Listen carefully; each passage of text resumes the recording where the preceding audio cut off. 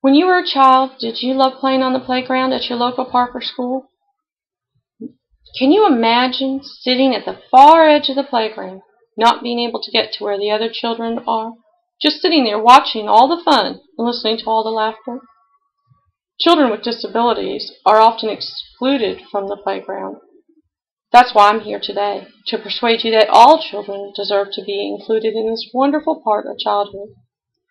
Children with disabilities find themselves excluded from play on the playground, whether it is the community playground or the school playground, because of physical and social barriers that often keep them from participating.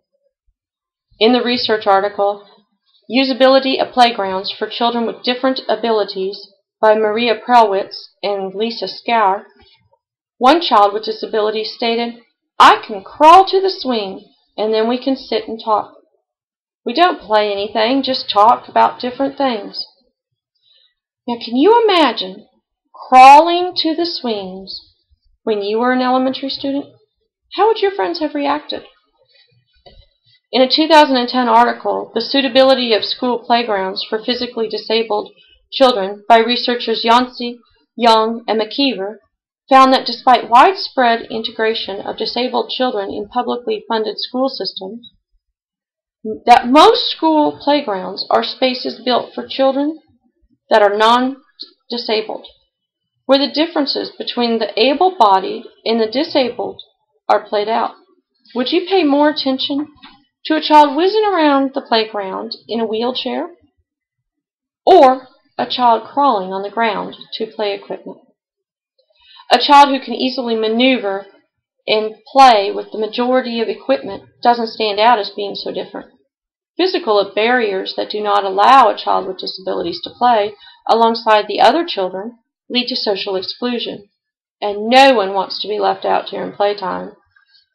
Some playgrounds are built to the American with Disabilities Act's guidelines, but even these playgrounds are only 50% accessible for children with disabilities and are only required to provide 25% access to elevated decks for children with disabilities in wheelchairs.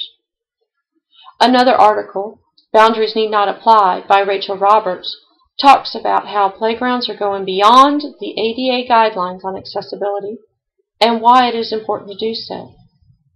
These boundless playgrounds allow children with disabilities to use 70% of the available equipment without leaving their mobility aids behind.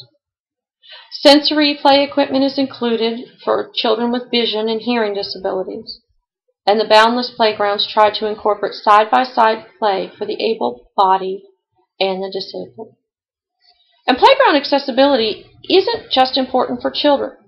According to BoundlessPlaygrounds.org, the Boundless Playground at Fort Campbell, Kentucky, serves as a place for Army Corporal Jeremy Cabanas, who survived an explosion when his Humvee was attacked in Iraq, to engage in physical therapy while reconnecting with his family and finding his way to a full recovery. Hundreds of thousands of children, parents, grandparents, other caregivers, military veterans, and their family members with a disability or limited mobility impairment can freely navigate a boundless playground. Tiffany Harris, co-founder and executive director of a California-based boundless playground organization, says these playgrounds help shift the bias and changes their lives from then on. As a personal care attendant and a recess monitor for public schools, I have had the opportunity to work with children in many different disabilities in both the home and school environment. At local playgrounds, I have watched my charges be left out of play for both physical and attitudinal barriers. On the school playground, the staff members aren't educated on how to include a child with disabilities, and the school playground is rarely disability friendly.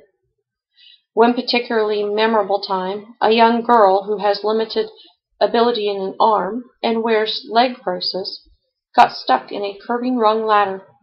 Her friend ran to get me. When I got there, she was calmly hanging upside down by one leg and was held up straight by the brace, but that it had slipped through the rung. "Don't worry, I'm okay. I get stuck a lot," she said to me. Would you want your child to get stuck a lot, just trying to play with friends? Play is also a social experience. As awareness grows about the physical barriers that children with disabilities face, awareness with social barriers also needs to grow. In the words of researchers Christensen and Morgan, providing greater physical access within the play environment without creating similar social access can actually emphasize a child's disabilities rather than the capabilities. Without diversity in activities, improvements in physical access may be socially detrimental. And according to researchers Cambert and Gorensky, in a 2007 article, to promote friendship development in children with disabilities, opportunities for social interaction are necessary. You can help provide social interaction by going over and introducing yourself and your child. A lot of parents are scared to say the wrong thing. Are you scared to introduce yourself to an able-bodied child and his or her parent? Look past the disability and talk just as you would to anyone else. The majority of parents who have children with disabilities will welcome you. I will never forget the day when a mom and dad, who I had never met, came over to me with tears in their eyes to thank me. I had no idea what was going on until they pointed over to their wheelchair-bound child and my son, who was pulling cars off a high rack and putting them on the child's tray. The other child never said a word, but looked at each one and handed them back for my son to put away. When I called my son to go, the other child reached out and patted his shoulder. That little gesture to that child was thank you. The reason the parents were thanking me was for teaching my son acceptance. As a parent, you can educate your children about tolerance and acceptance. Your children will then teach others. My son showed me how true this was. At a local pool with a 10-year-old autistic child who had very little speech but could understand a lot. This 10-year-old would show his happiness with different noises, causing people to stare. On this day, there was a group of 7 boys around 12 years old, staring at this boy making noises and doing weird things. The group of boys decided to surround this child and start teasing him. Before I could get there, my son popped up between the boys and his friends, saying, "I like how you're playing well. Can I play too?"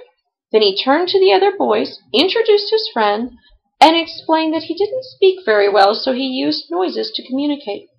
And then he explained why. As I stood nearby, I couldn't believe my eyes. All the boys started swimming and playing together. I challenge you to make a difference. It doesn't take much.